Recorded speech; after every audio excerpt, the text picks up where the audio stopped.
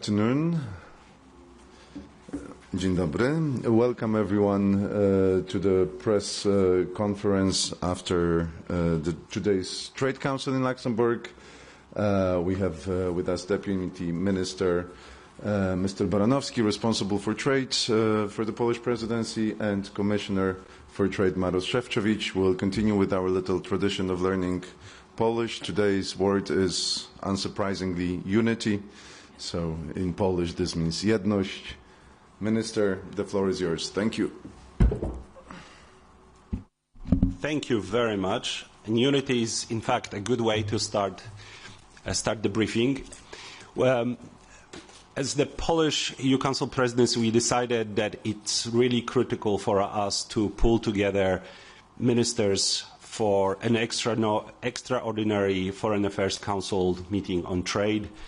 Given the tariffs put forward by the United States last week, many of you know that these were the highest tariffs really in about 100 years, and the message that came out from the Council is very much a message of unity, but I'll come back to this. We've had very open and honest discussion.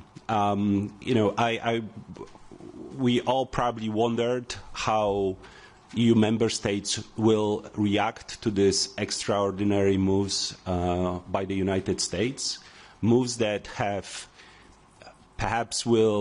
certainly upended the current model of trade relations, moves that cost already over $5 trillion when you look at the US stock market. So these are moves that certainly hit the US consumers, but they will not be good for European or other global or other countries across the globe. So it's very clear that there are no winners, and this was something that was emphasized by all the member states. All of us would prefer a negotiated solution that takes us away from the potential trade war that can lead to a loss of jobs, loss of wealth.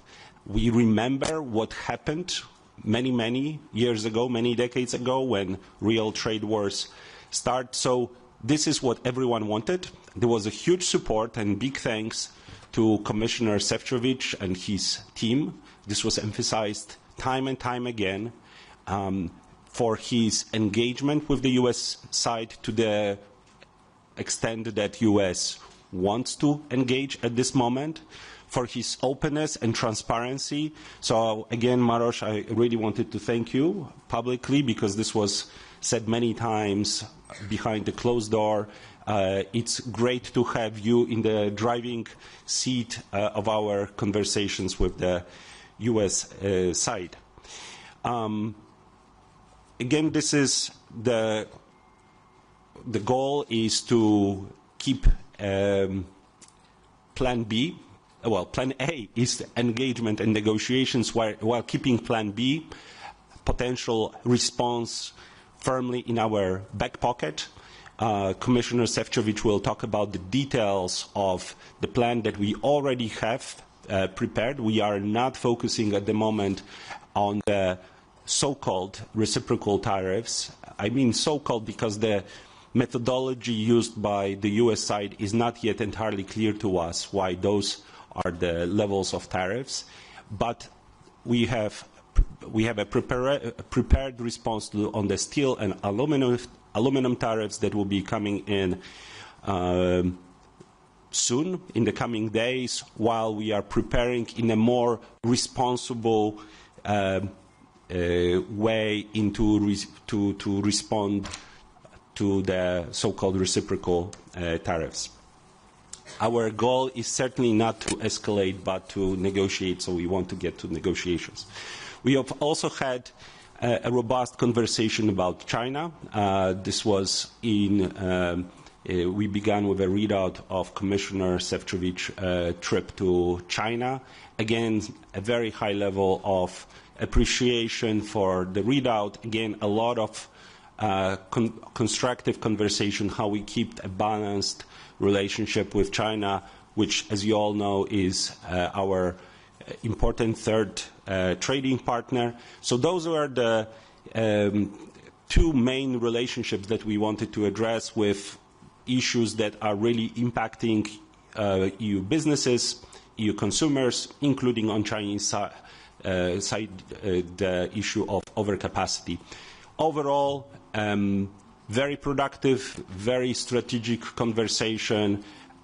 We were very happy that we were able to meet, and frankly, we were glad to do it as the Polish presidency to call this meeting. This is key for us to talk, to understand each other, to engage each other in order to preserve the unity, and this goal was very much achieved today. Let me stop here. Over to you. Thank you very much, Michał. I really would like to thank the Polish presidency for great cooperation we have with the whole team, with you, Michał, and of course for organizing this critical debate. I think that, as you said, this clearly was a time well spent, especially in a moment that requires a constant and strategic coordination.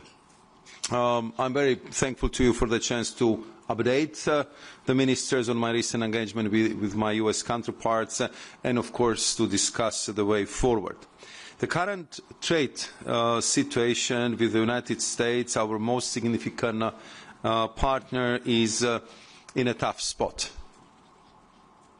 A range of tariffs is hitting a significant portion of EU exports. In fact, 380 billion euros worth of EU exports to the US.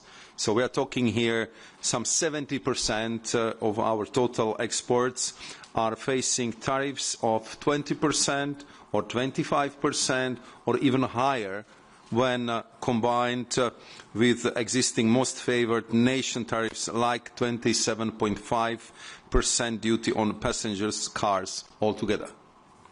To put it in a perspective, over 80 billion euros in duties, an 11-fold jump from 7 billion euros the US currently collects.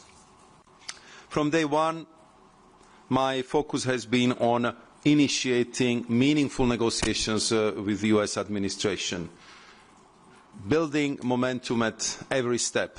And I appreciate the efforts of my counterparts, Secretary of Commerce Latnik and US Trade Representative Ambassador Greer, for maintaining an open and candid line of communication with us. So where do we stand? Let me break it down into the three key points. First, both sides recognize that EU-US trade relationship could benefit from a fresh look and a boost in strategic areas. We face similar challenges. For instance, global overcapacity is driven by non-market practices, the race for leadership in semiconductors, or securing critical minerals. If we team up, we could build a truly transatlantic marketplace that benefits both sides. In fact, as just mentioned by President von der Leyen, we have offered 0 for 0 tariffs for cars and all industrial goods. Second, let's be clear. However, engaging the US will take both time and effort. Right now, we are in the early stages of discussions because the US views tariffs not as a tactical step, but as a corrective measure. We are fully prepared to sit at the negotiation table whenever our American partners are ready. Third, while the EU remains open to and strongly prefers negotiations, we will not wait endlessly. Until we see tangible progress, we will be working along three tracks: defend our interests through countermeasures, diversify our trade through new agreements, and deter harmful trade diversions.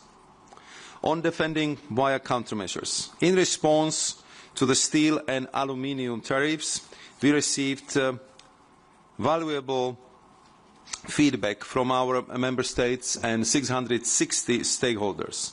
After carefully reviewing all of it, we have worked to table a robust list of countermeasures while balancing the burden across all member states. We will be sending the final list and tariff levels to them later today. The vote is set for April 9th, with the final list adopted on April 15th, and then duties on products will kick in on that day for the first set of measures, and on May 15 for the remaining ones. On the diversification, it is in our interest to strengthen our trade and investment ties with partners around the globe like India, Indonesia, Thailand, the Philippines, or in the Gulf region. And I want to hear from all our chief negotiators overseeing our active free trade agreement talks in order to assess how best to accelerate these talks.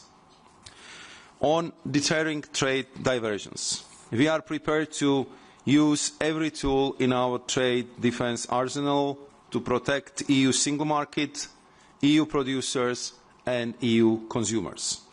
We will start by enhancing our import surveillance system to track real-time import flows, feeding our action with a timely intelligence, and I think you just heard from the President von der Leyen that to that effect we will set up a specific task force. Finally, let's not forget that while the US has decided to step back from parts of the global trading system, that system is still crucial for the EU and the rest of the world. The EU makes up 13% of global goods trade. Our priority, along with the rest of the WTO, is to protect the remaining 87% and make sure that the global trade system prevails for the rest of us. Turning our discussion on China, I briefed the ministers on my recent visit to Beijing, aimed at fostering cooperation to rebalance our trade and investment relationship with tangible results. We covered key long-standing issues like overcapacity and subsidies, market access barriers for many European products, and the need to level the playing field for EU companies in China. We also addressed the Chinese investments in the EU electric vehicle supply chain to boost competitiveness and jobs in the European Union, with a focus on technology transfer, research and development, and local sourcing of key components and the value generated here. Lastly, we explored upgrading our customs cooperation, given that 91% of e-commerce entering the EU comes from China. I believe that this was an important first step in putting our engagement with China on the right track. Let me conclude by thanking once again to the Presidency and to Michał for excellent chairing of what was today very political, very strategic debate where I very much support all the clear messages from all Member States for the unity of the European Union. Thank you. Thank you very much. Let's take some questions. Bata, please. The floor is yours. I think the microphone is there in the middle. Marta Pomecka, Polish Radio. I've got a question concerning what the Commissioner said. He's waiting for the US to reply that the European Union will not wait endlessly. Do you envisage or do you take into account delaying the entering into force the first countermeasures if negotiations start? And for this unity, I'm wondering, did you get all countries on the board? Because before the meeting we've heard from different member states that some would like to hit, for example, big tax, and some would like to wait and not to start with the countermeasures. Thank you. And if I may, the answer in Polish, the Polish minister. Thank you. Dziękuję bardzo. Ja mówię po polsku, but not at that level of detail. But excellent. You can continue. You can continue.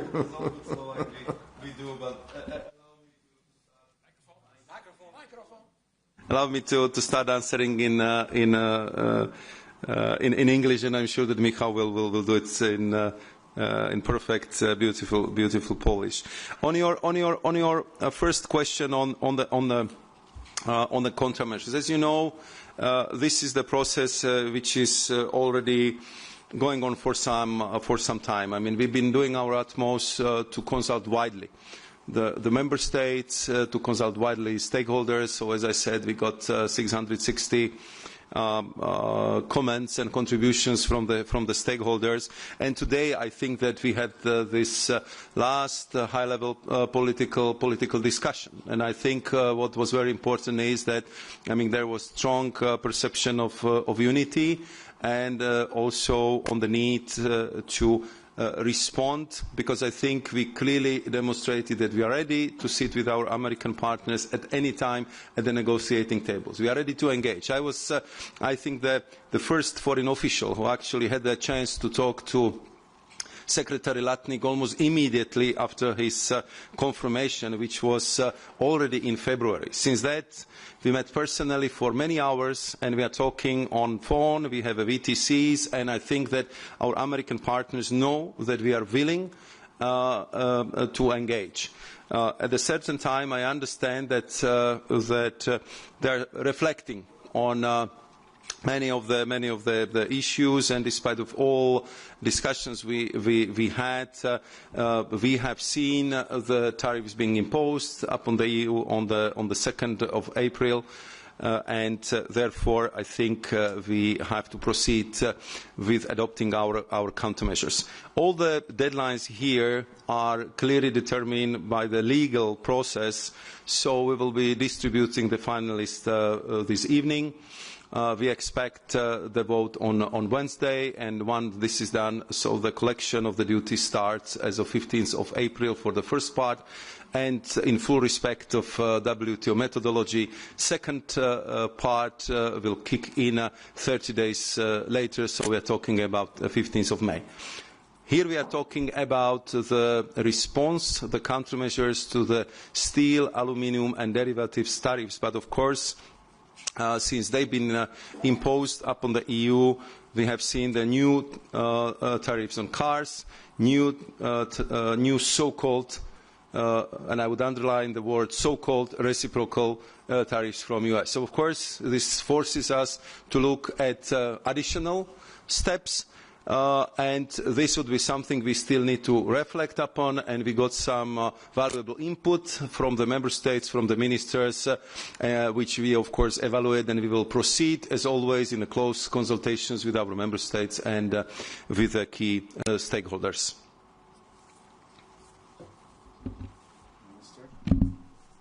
Dziękuję bardzo za to pytanie dotyczące jedności i solidarności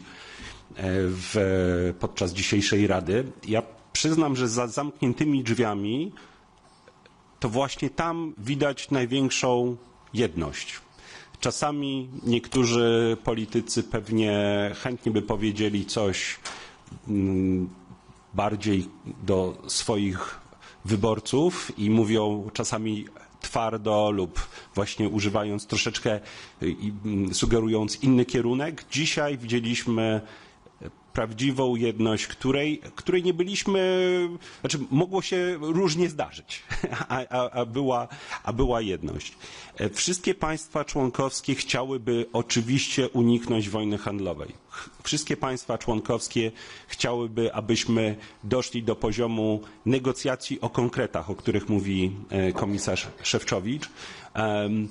Tylko jak to często się mówi, no potrzeba dwoje, aby zatańczyć. It takes two to tango, jak to mówią. Wszyscy również nie chcą działać zbyt pochopnie. Dlatego jest to poczucie odpowiedzialności w tym momencie, dania pewnej przestrzeni, aby porozmawiać również z naszymi obywatelami, z naszymi przedsiębiorcami o wpływie, jakie te cła wywołają w Europie, i również dać chwilę stronie amerykańskiej na przemyślenie sprawy, bo tak jak wspominałem, w 2 dni rynek amerykański stracił $5 bilionów, a jesteśmy dopiero na początku na pewno trudnego tygodnia, bo to nie są dobre rozwiązania również dla amerykańskiej gospodarki. Więc tutaj mogę tylko jeszcze raz potwierdzić, mieliśmy tą jedność, na której nam bardzo zależało. Dziękuję. Thank you very much. Philip, then Camille.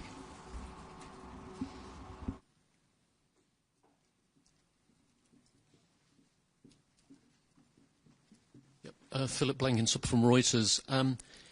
Commissioner, you have said, and obviously President von der Leyen has mentioned this offer to the United States of zero for zero tariffs. Can you tell us when that offer was made, and can you give us some sort of sense of how the US has reacted? Obviously, your last talks, I think you described as frank. And another question, obviously the United States is now targeting 380 billion euros, I think you said, of goods. Clearly, the EU imports of US goods are below that level. So does that mean that any sort of reaction would need to go beyond goods in terms of countermeasures? Thank you very much, Philip, for this question. I can tell you that we've been exploring these possibilities in the course of my first personal meeting with Secretary Latnik, which was, I think, 19th of February, if I recall correctly. And for the first time then, we've been exchanging as the two most important trading partners. We just wanted to understand what is the US approach,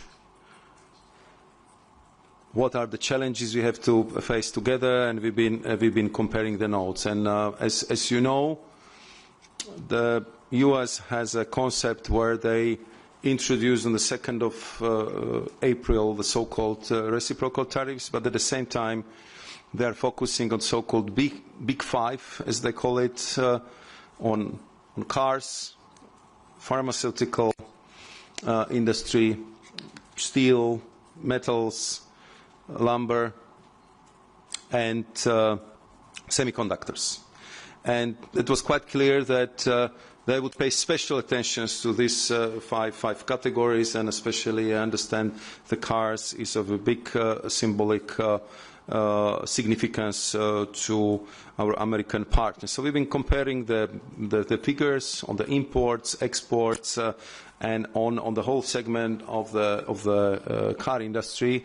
And I said, if this is the issue, let's look at our tariff levels, because it's true for the personal vehicles, the tariffs on the EU side have been lower. But if you look at pickup or vans, then the tariffs from the US had been much higher. I think, if I recall correctly, up to 25%. So in the past there was a balance in this element between different categories of the cars. But I said, if this is the issue, so let's talk, let's explore the possibility how we can push these tariffs down to zero, as we had for several goods until April the 2nd, and that would clearly be the boost for the car industry from the both sides. And of course, since that we had quite a few discussions. We spent quite some time, many hours together, and I can tell you that when it comes to this segment, I said we are ready to discuss 0 for cars, but we are also ready to discuss 0 for all industrial goods. What it means?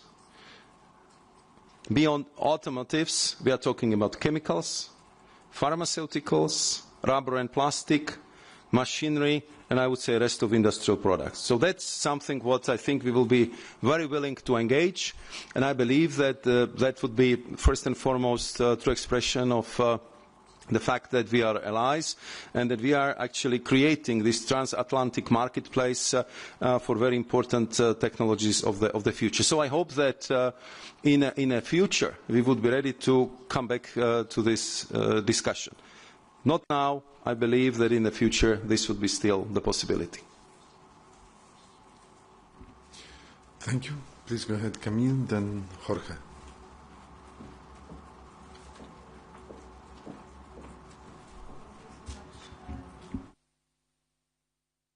The mic working? Okay. Thank you so much. Camille Hayes from Politico. So my first question would be to Commissioner Šefčovič. I'm wondering whether you would be open to delaying the entry into force of the EU's countermeasures on steel and aluminium as requested by Italy, to give more time, for instance, to come up with a negotiation on the industrial goods deal that you just mentioned.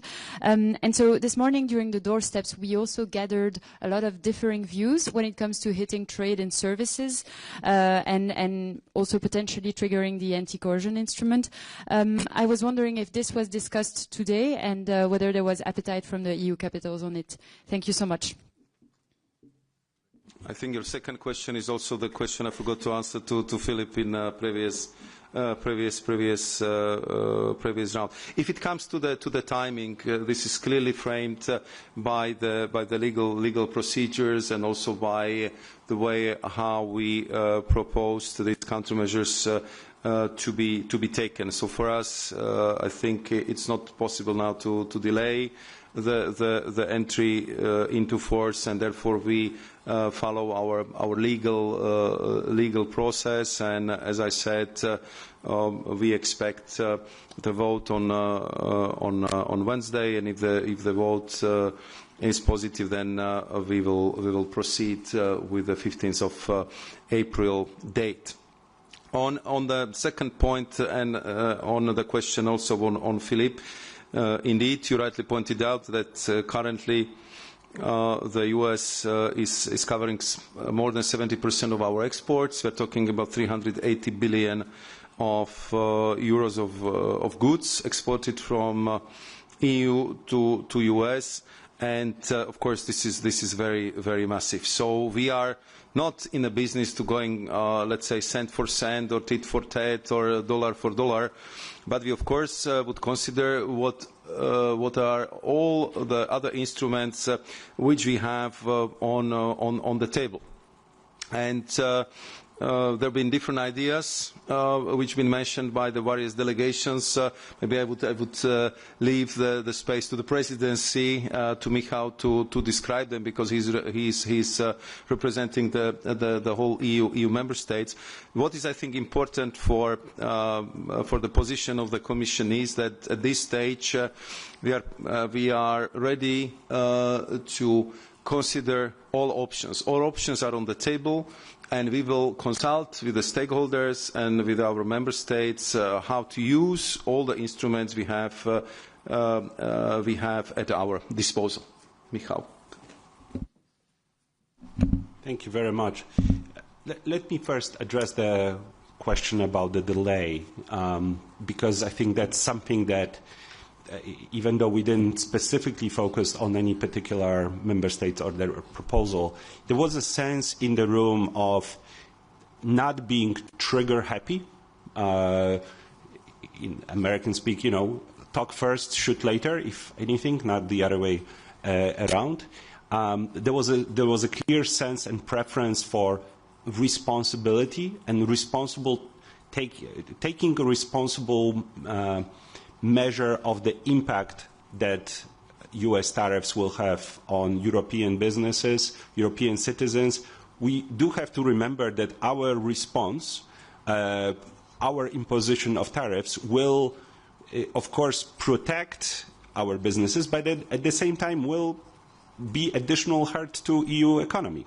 So there was a sense of responsibility, but not no one was pushing for just stepping back and being soft.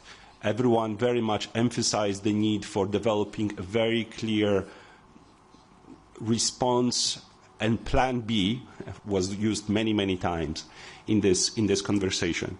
To the question about what that Plan B could be, given the size of U.S. tariffs, again, the emphasis was on proportionality. So yes, there were various ideas put on the table. Some countries mentioned services, others didn't. Some countries mentioned digital services, others didn't, but as Commissioner said very clearly, there was a sense that everyone is open to having all the tools on the table. And I would also emphasize something that it's hard for perhaps for Commissioner Šefčovič to say. Very clear sense of trust in the way that Commission is engaging and preparing the response. So we have everything on the table, and in a responsible, measured way, we'll put a package that hopefully will never have to be used because we'll get to positive negotiations with the US side. Thanks. Thank you very much. It's Jorge, then Joanna, then Manuel. Jorge Valero with Bloomberg. Question for the Commission and the President, of course, if you want to comment as well. First, on these all options that are on the table, one of them, of course, being mentioned by some delegations is the anti-coercion instrument, as you know well. But first, there needs to be coercion. So my question is if the Commission currently considers that there is coercion so far by the measures announced by the U.S. administration. And secondly, the Navarro, member of the U.S. administration, has said today that the offer to lower tariffs, it's a good but small start, I think is the word that he used, and he keeps insisting, or the U.S. administration keeps insisting on the non-barrier issues, including the VAT. So my question is if you are willing, if the Commission is willing to discuss these non-tariff barriers, for example, agri-food standards, tech rules, or even the VAT. Thank you. Thank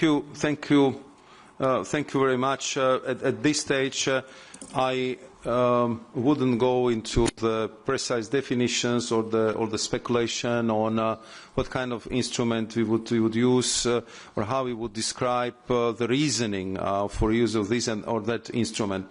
As it was rightly pointed out by Michał, we preferred the negotiations. Therefore, also our response is very gradual. We are just reacting to steel and aluminium. I think it's very, very incremental. It's kind of stretched over the time because we want to create also the necessary negotiating space.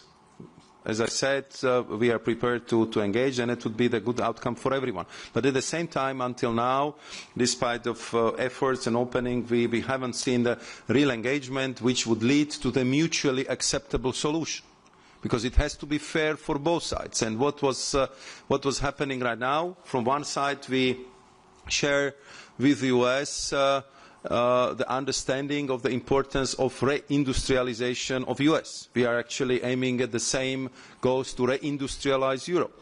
We also understand the focus on future-oriented technologies, where we have to fight dangerous dependencies when we are talking about critical raw materials, when we are talking about semiconductors, or to tackle the danger of overcapacities in the steel sector. We just adopted the Steel Action Plan, so I can give you from the top of my head, in a negative sense, very, very impressive figures, how much of capacity of the steel and aluminium production we lost over 10-15 years. So we understand the reasoning for that, but we don't understand why we should be the addressee of such a tough measures from the US, and we still believe that as allies, the best way to sort this out would be negotiations and would be mutually acceptable settlement.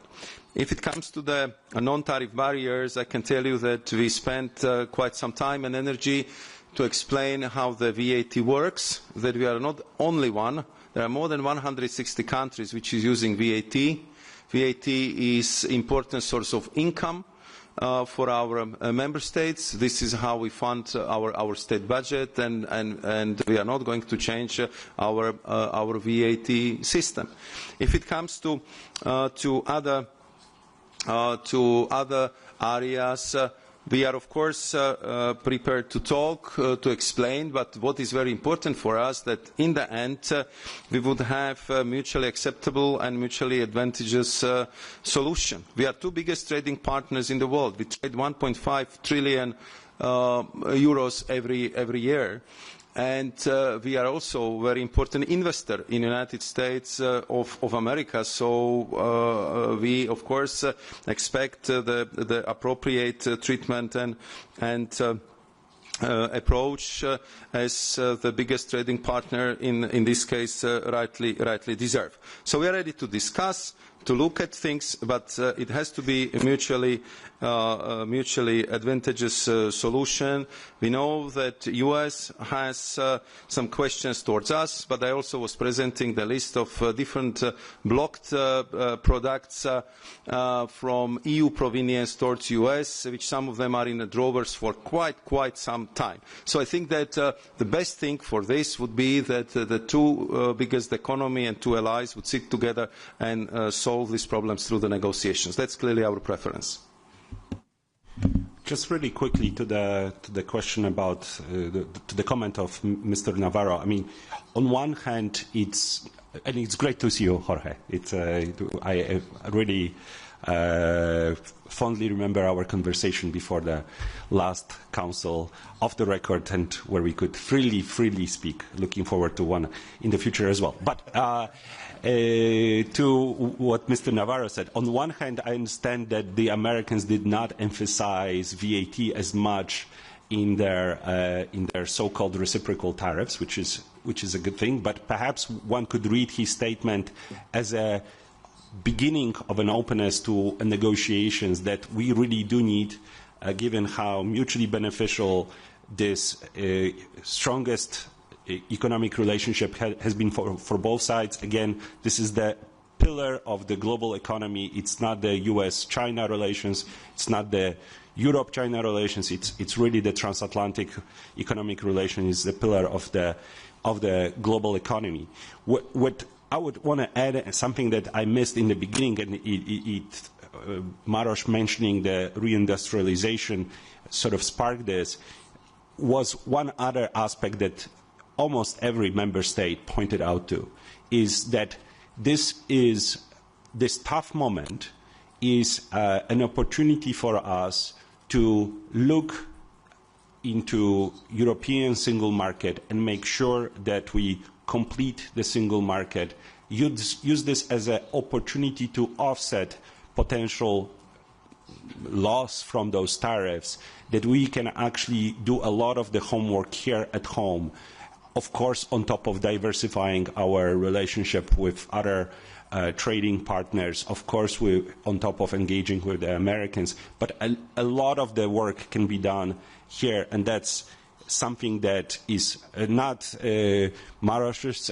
homework. It's something that is done by Stéphane Séjourné in his portfolio, that includes also the simplification and the regulation that goes really hand in hand in this moment where we need to figure out how to deal with the challenges by also looking at competitiveness and completion of the single market here in Europe. Thanks. Thank you. Joanna, you still have a question? And then Manuel. Hello. Joanna Sypińska for MLEX. Dzień dobry. Two questions. First of all, about still the EU position. I wonder if you could say what should happen on the US side for the EU to drop or delay its retaliation for the so-called reciprocal tariffs. And for a change, a question on China. Based on what you discussed today, could you say maybe where the EU was going or is going with its relationship with China? Is it the right moment to maybe soften the EU approach to China, given the global situation, given the position of the US? And also a quick question about the ongoing negotiations with China on the electric vehicles. I would like Commissioner Šefčovič to update us on where you are in these negotiations right now. Thank you. Thank you very much. I think if it comes to steel and aluminium, I have to say that we haven't started this. And we've been doing our utmost not to go down that path. Therefore, as I said, immediately I flew over and was engaging from the moment one. And we've been very, very transparent with our American partners about our position, about our openness to talk, but also about the possible reactions if we simply would not arrive at the positive negotiating outcomes. Of course, the easiest step here would be if the US would suspend the tariffs against the EU, and they will engage with us in genuine negotiations. And as I said, we would be prepared to look at everything because we prefer, mutually acceptable negotiated outcome. So that I think is valid for now, but I also for the future, because I believe that sooner or later we'll be sitting at the negotiating table. I believe so. And I hope that we'll be able to arrive at the mutually acceptable compromise which would restore our close trading relationship, and where we would be looking at the ways how to lower or get rid of the tariffs, as we suggested, on cars and industrial goods in February. And we would focus our efforts on that effort, how to create this transatlantic marketplace for industrial goods, for the technologies of the future, and for the good cooperation between two transatlantic allies. If it comes to China, I think that my visit there was clearly guided by the fact that we need to re-engage with China. It's our third most important trading partner if it comes to the volumes of goods traded, and we've been accumulating a lot of issues on the table. So I think it's a time to start removing part of the problems from the table. And I went there as a first member of the new Commission to set up this new course of work, how we would discuss all the open issues with Chinese counterparts, and how we would engage with my political counterpart, Trade Minister Wang Wentao. And of course, this is what is taking place right now. Of course, I would be very much encouraged if the discussions which we had would lead to the concrete results.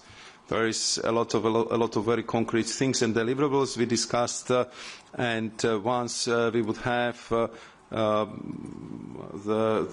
very tangible deliverables, I will be of course very happy to share it with the member states, but also with you as representatives of the media. If it comes to battery electric vehicles, again described the methodology. I described our fears and concerns over the subsidies into this very sensitive sector for the EU, and what we proposed was that we would be also ready to discuss with our with the concrete companies the so-called price undertaking measures. So this is what we've been proposing also at the end of the last year. Hopefully this time, when I had the chance to explain it in greater details to the political leadership of China, that we will be able to rediscuss this topic again. Let me just weigh in very briefly on. Let me just weigh in very briefly on the China question. I think the sense in the room was that the fact that we have real challenges with our partners, allies from United States doesn't mean that the challenges and problems in our economic relationship with China go away. Because you put this in the context of those two key relationships. So I have not seen a movement. Okay, we have problems across the Atlantic. Let's just switch, so to say. There is as Commissioner said, there is a great opportunity in this relationship. But right now there is a lot of imbalances. We discussed the growing trade deficit that is growing very, very fast. We have discussed some unfair practices that have to be addressed, and Commissioner made a very clear readout of the honest conversation, so I'm not going to go into the details, as well as a clear plan forward. But again, the fact that we have problem with the one partner, with the transatlantic partner, doesn't mean that the challenges and problems with China just went away. Thanks. Thank you. So we will have two last questions. So it's Manuel and Kim, and we will have to wrap up. Hello, Manuel Gomez, El País. Well, my question is for the Commissioner. Several ministers have said this morning before the meeting that it's necessary to listen to the markets, these black days on the markets. Well, I'd like to know if you share these words and if you think that these black days in the markets can help to change the mentality of the U.S. administration. Thank you.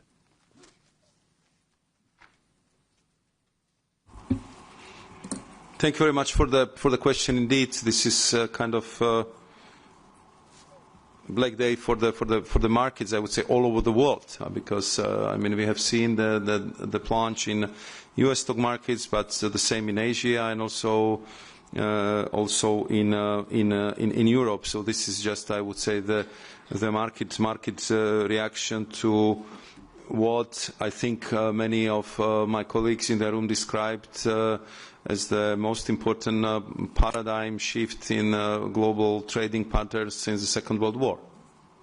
That's what has happened on the 2nd of April, and of course this introduces a lot of uncertainty, lack of predictability, inflation fears, and the fact that tariffs are in the end the taxes which will be paid by the businesses, but especially by the final consumers.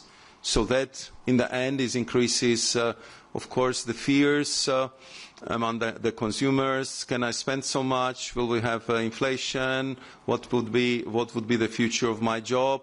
Or how this would reflect on my city, on my factory, and on my family situation. So these are I would say, the debates which are now taking place, I would say, all across the world.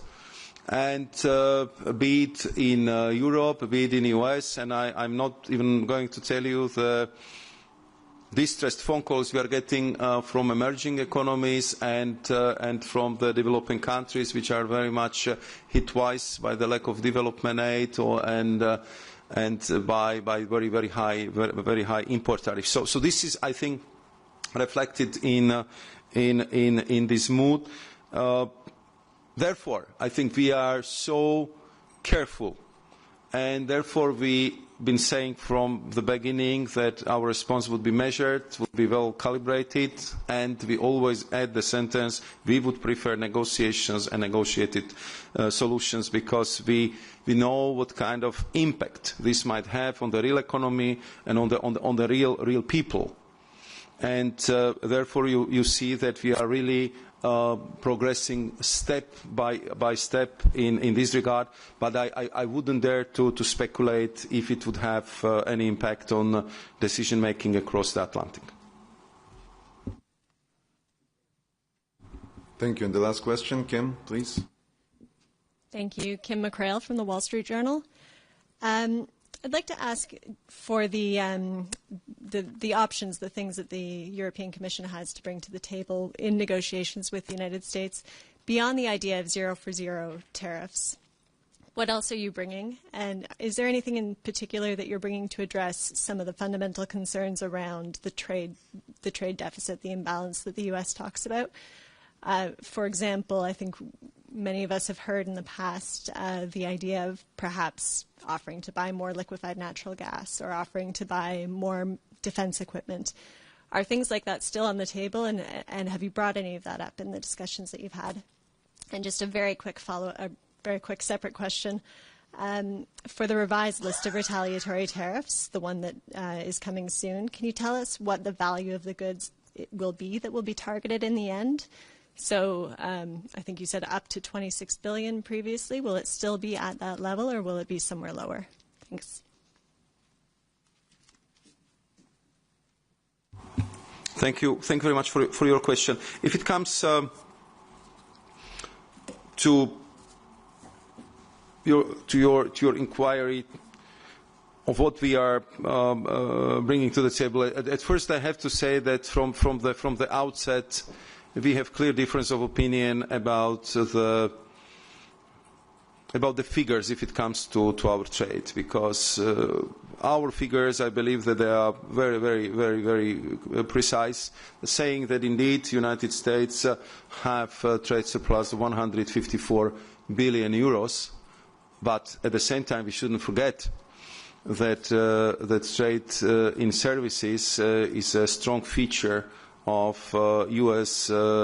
businesses, and here the United States of America has a surplus of 104 billion euros. So altogether, in the deficit in a trade of goods and services, because this is the category which is, I would say, internationally recognized, we have a deficit of 50 billion.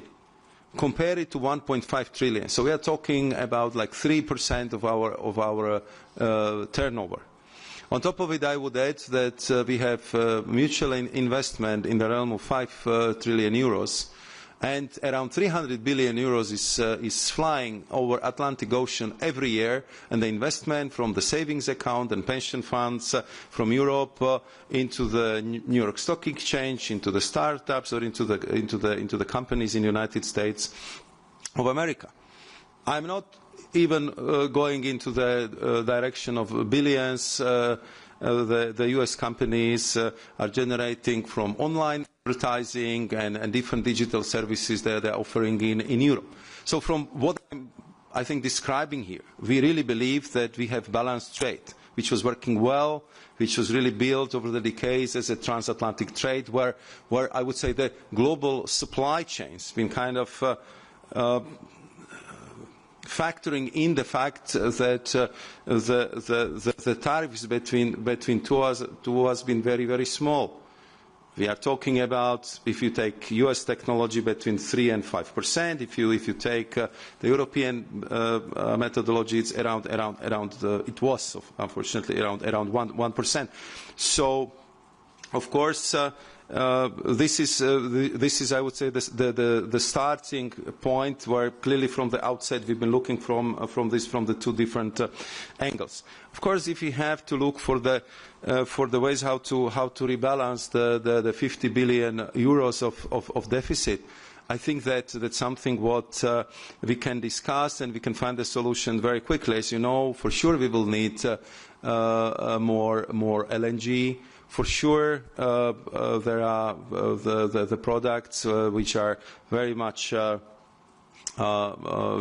appreciated on the EU markets, like the soya beans, and of course we could go into the greater details in the discussions which we actually started to have: critical raw materials, semiconductors, and many other issues. So if we know that this is the issue, I think then we can sort it out very quickly. But my feeling is that this is at this stage more of a, I would say, the decision of U.S. administration to kind of transform the global trading system, and they see the tariffs as a corrective measures for many of the political goals, which I'm sure the U.S. administration can describe much better than I do.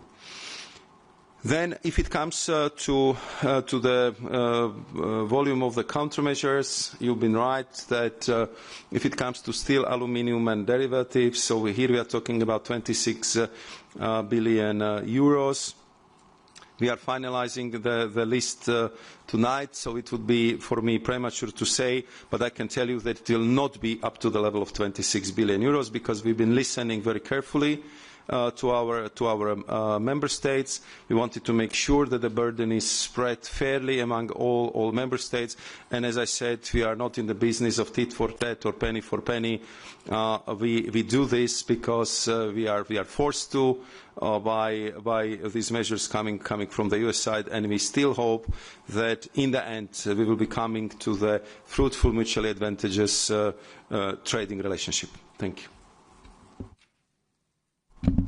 Let me just weigh in on the question on how can we rebalance the transatlantic trade, and again, emphasis on how crucial this relationship is for both Europe and the United States. Millions of jobs depend on this relationship on both sides of the Atlantic.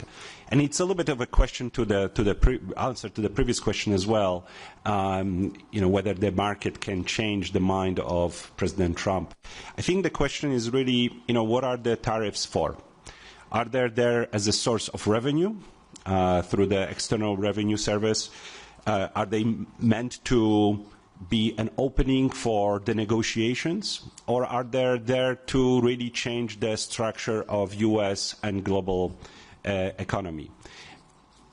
And to be frank, I don't think, from what I heard today, that we have a clear answer to this crucial question. And to get an agreement, we need to get the answer to this question. Again, it takes two to tango, and to paraphrase this, I think this is time for us to begin to tango earnestly, and perhaps with this we'll close. Thank you very much, Minister. Thank you very much, Commissioner. Apologies to those of you in the room and online that didn't have a chance to ask a question, but I'm sure that, on our side, the Presidency services, you can text me your question, and I'm sure on the Commission side, also colleagues would be happy to help you, but we just run out of time, and there are other points of the agenda of Minister and Commissioner. So again, apologies for that, but thank you for such a numerous